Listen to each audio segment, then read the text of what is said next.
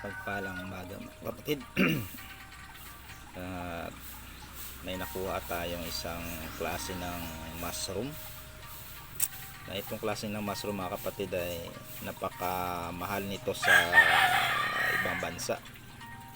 Napakamahal nito sa China mga kapatid. Itong uri ng mushroom ay medicinal po ito.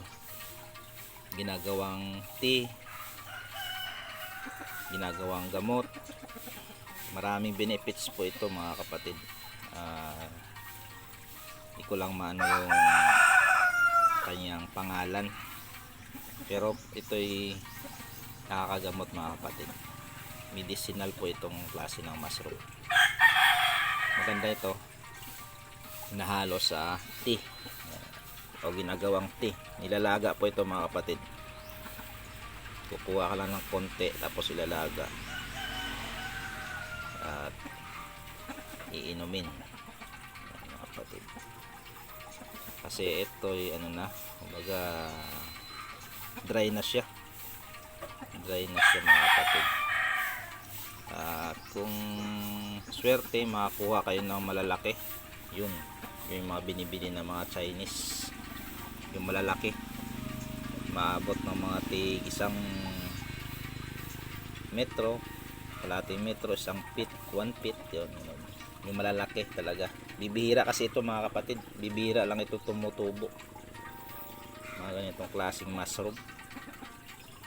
Dito sa Pilipinas mayroong mga tumutubo sa mga gitna ng gubat na mga ganito. Bibihira lang rin ito. Ito nakuha ko to sa dito sa amin sa likod ng bahay. Kasi sa puno ng kahoy mga kapatid. Sa mga kahoy po ito tumutubo. Medicinal mushroom. Yan mga kapatid.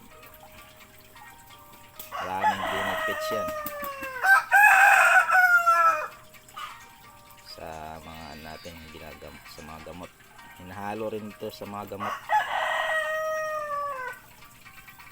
Ginagawang tea mga kapatid. Medicinal mushroom.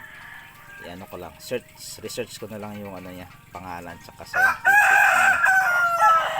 Yan mga kapatid. Yan. God bless, God bless.